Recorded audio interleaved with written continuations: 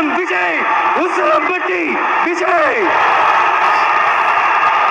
সিংহ কেবল শিকারের জন্য বেরিয়ে আসে, বিনোদনের জন্য নয়। ভারতের ক্ষমতাসীন দল বিজেপিকে এভাবেই হুমকি দিয়েছেন দক্ষিণী সিনেমার জনপ্রিয় অভিনেতা থালাপাতি বিজয়। সিনেমার মতো রাজনীতিতেও রীতিমতো বাজিমাত করে ফেলেছেন এই অভিনেতা। ভারতের ক্ষমতাসীন দল বিজেপিকে আদর্শিক শত্রু আখ্যা দিয়ে রীতিমতো আলোড়ন সৃষ্টি করেছেন তিনি। সমালোচনা উপেক্ষা করে মুসলমানদের বিভিন্ন অনুষ্ঠানেও উপস্থিত হতে দেখা গেছে এই অভিনেতাকে। 2026 2 பேருக்கு நடுவுல தான் போட்டியே। তিনি তামিলাগা ভেত্রি কাজাগাম বা টিভিকে নামে একটি দল গঠন করেছেন। 2026 সালের তামিলনাড়ু বিধানসভা নির্বাচনে লড়বে তার দল। সবার ভরসা মা, আর মায়ের ভরসা এসিআই এরোসল। 50 বছরেরও বেশি সময় ধরে পরিবারের সুরক্ষায় এসিআই এরোসল।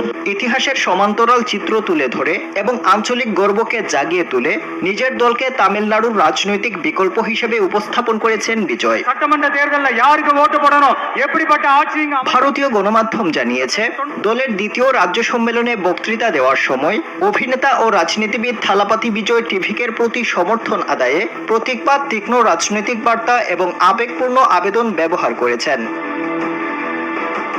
অনুষ্ঠানে বিজয় বলেন, একটি সিংহ ভিড়ের মধ্যে থাকতে জানে এবং সে একাও থাকতে জানে। এটি অনন্য। সিংহ কেবল শিকারের জন্য বেরিয়ে আসে, বিনোদনের জন্য নয়।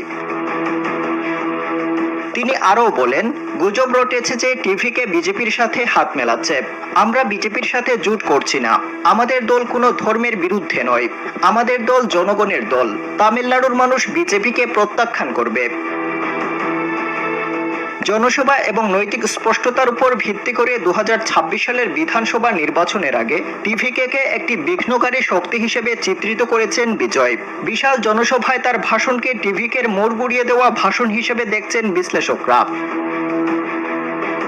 বিজেপিকে দ্ব্যর্থহীনভাবে নিজ দলের একমাত্র আদর্শিক শত্রু হিসেবে আখ্যায়িত করেছেন থালাপাতি বিজয়। আর টিভিকের প্ল্যাটফর্মকে অভিহিত করেছেন বিজেপির জনবিরোধী নীতি এবং কেন্দ্রীভূত শাসন মডেল বলে। বিজেপির বিরুদ্ধে তামিলনাড়ুর নির্দিষ্ট সাংস্কৃতিক ও আর্থসামাজিক বাস্তবতা উপেক্ষা করার অভিযোগ করেছেন এই অভিনেতা। এছাড়া ভারতের প্রধানমন্ত্রী নরেন্দ্র মোদীকে সরাসরি চ্যালেঞ্জ জানিয়ে তিনি বলেন, এনইটি বাতিল করুন। আপনি কি এটা বাতিল করতে পারবেন নরেন্দ্র মোদী আগারওয়াল?